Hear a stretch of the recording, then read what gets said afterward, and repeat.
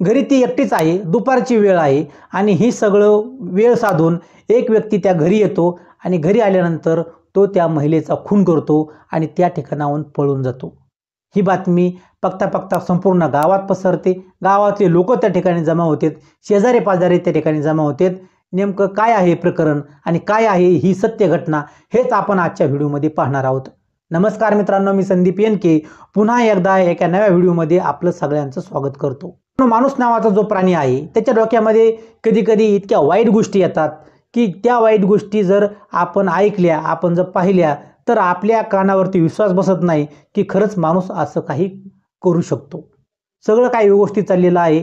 जाधव कुटुंब आहे आणि या जाधव कुटुंबामध्ये प्रथमेश जाधव, त्याची बायको पूजा जाधव, त्यांची 2 मुलं, आई वडील आणि घरी थोडीफार शेती आहे।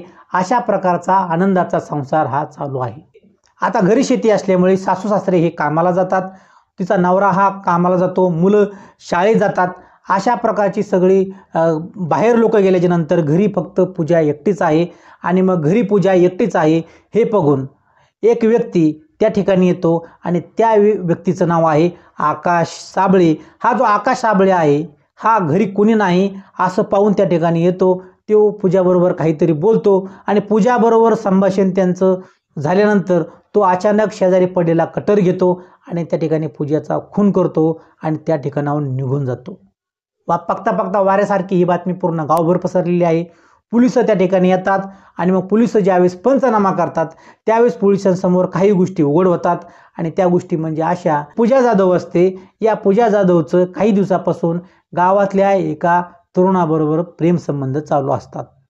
मी तुम्हाला म्हणलं होतं ना की माणसाची बुद्धी कधी काही वाईट गोष्टी करेल हे सांगता येत नाही। आता ही जी बाई होती पूजा, हिला खरंच हे लफडं करायची काय गरज होती? आणि या ठिकाणी अजून एक तुम्हाला आश्चर्याची गोष्ट सांगतो की ही जी पूजा जाधव असते, या पूजानं तो जो तिचा नवरा आहे प्रथमेश जाधव याच्याबरोबर ही प्रेमातून लग्न केलेलं असतं, म्हणजे प्रेम संबंधातून यांचं लग्न झालेलं असतं। ते मग बघा, या ठिकाणी प्रेम संबंधातून लग्न झालेलं असताना त्या बाईने किती खुश राहायला पाहिजे, तिला काय बाहेर शेण खायची गरज आहे का? परंतु ही बाई अशी काही वाईट बुद्धीच्या डोक्यामध्ये घुसते की ती हा जो अक्षय साबळे आहे गावातला, या अक्षय साबळेच्या प्रेमात पडते 2 मुलं असतानाही आणि मग यांचं हे प्रेम प्रकरण अनेक दिवसापासून चालू असतं। ही कुणकुण पोलिसांनाही समजते, कारण पोलीस फार हुशार असतात। गावातल्या अनेक लोकांबरोबर चर्चा केल्यानंतर पोलिसांच्या समोर ही गोष्ट येते आणि मग पोलिसांच्या मनामध्ये संशय येतो की हा जो खून झाला आहे हा कदाचित त्या अक्षयीनेच केलेला असावा आणि मग त्या ठिकाणी अक्षयला पकडण्यात येतं। म्हणजे मोबाईलचं लोकेशन बघून आजकाल आरोपी फार लवकर पकडले जातात।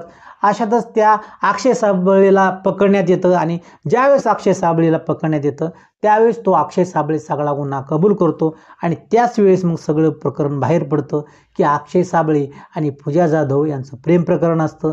आणि मग प्रेम प्रकरण हे इतक्या लांबपर्यंत पोहोचलेलं असतं की काही दिवसानंतर हा जो अक्षय साबळे आहे हा तो तिच्याबरोबर लग्न करण्याची मागणी करतो। अक्षयलाही माहीत आहे की तिला 2 मुलं आहेत, तरीही तो तिला लग्नाची मागणी घालतो आणि आपण पळून जाऊन लग्न करू अशा प्रकारचा तो तिला वारंवार म्हणत होता। परंतु ही जी बाई होती पूजा, या पूजाला या अक्षयबरोबर प्रेम प्रकरण करायला आवडत होतं, परंतु त्यासाठी तिला तिचा संसार सूड वाटत नव्हता, कारण तिला 2 मुलंही होते। आता त्या बाईची अवस्था अशी झाली होती, ना घर का ना घाट का।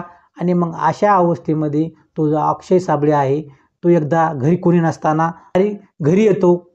तारीख असते 7 जुलै 2025। घरी आल्यानंतर तो त्या पूजाबरोबर बोलतो, तिला तो विनवणी करतो की आपण दोघं पळून जाऊ, लग्न करू।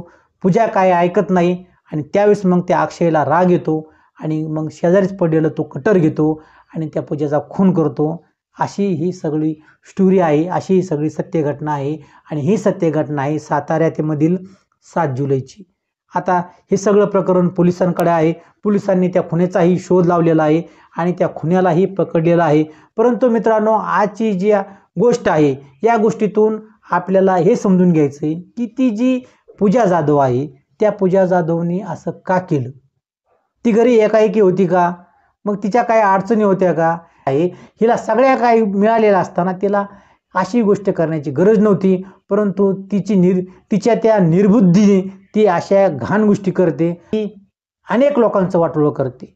ती वाटोळं करते, ती प्रथमेश जाधवचं वाटोळं करते, तिची जी मुलं आहेत त्या मुलांचं वाटोळं करते, तिची सासू-सासरे आहेत त्यांचं वाटोळं करते, गावात या कुटुंबाची बदनामी करते आणि अशी वाईट बुद्धी सुचल्यामुळे ही जी बाई आहे ती होत्याचं नव्हतं करते. एक सुखाचा संसार, एक चांगला चाललेला संसार ह्या बाईच्या वाईट वागण्यानं संपलेला आहे आणि या ठिकाणी आता ह्या सगळ्या गोष्टीवरती पडदा पडलेला आहे. मित्रांनो, आजची ही जी सत्य घटना आहे ही सत्य घटना सांगून तुम्हाला घाबरवण्याचा माझा प्रयत्न नाही, तर या ठिकाणी तुम्हाला एक शिकण्यासारखी गोष्ट आहे, ती म्हणजे की तुमचा संसार सुखात आहे, तुम्ही कामाधंद्यामध्ये आहात असू द्या, तरीही तुमचं लक्ष घरामध्ये असलं पाहिजे. तुम्ही जर घराचे प्रमुख असाल तर तुमचं घरातल्या प्रत्येक व्यक्तीवर लक्ष असलं पाहिजे.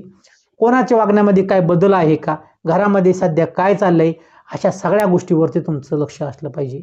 आणि मित्रांनो, असं म्हणतात की हे जे प्रेम प्रकरणं असतात किंवा असल्या अनैतिक संबंधाच्या गोष्टी असतात ना, ह्या गोष्टी सगळ्या गावाला माहीत असतात, परंतु घरातल्या व्यक्तींना लवकर माहीत होत नाही.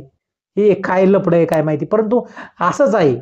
सगळ्या गावाला या सगळ्या गोष्टी माहीत असतात, पण घरात ह्या गोष्टी लवकर पोहोचत नाहीत आणि मग घरात न पोहोचल्यामुळंच अशा प्रकारच्या गोष्टी घडत असतात. तर मित्रांनो, आजची जी कहाणी आहे, आजची जी गोष्ट आहे ही तुम्हाला कशी वाटली कमेंटमध्ये नक्की कळवा. पुन्हा भेटूया आपण अशाच एका व्हिडिओमध्ये. तोपर्यंत स्वतःची काळजी घ्या, आनंदात राहा, खुश राहा. धन्यवाद मित्रांनो.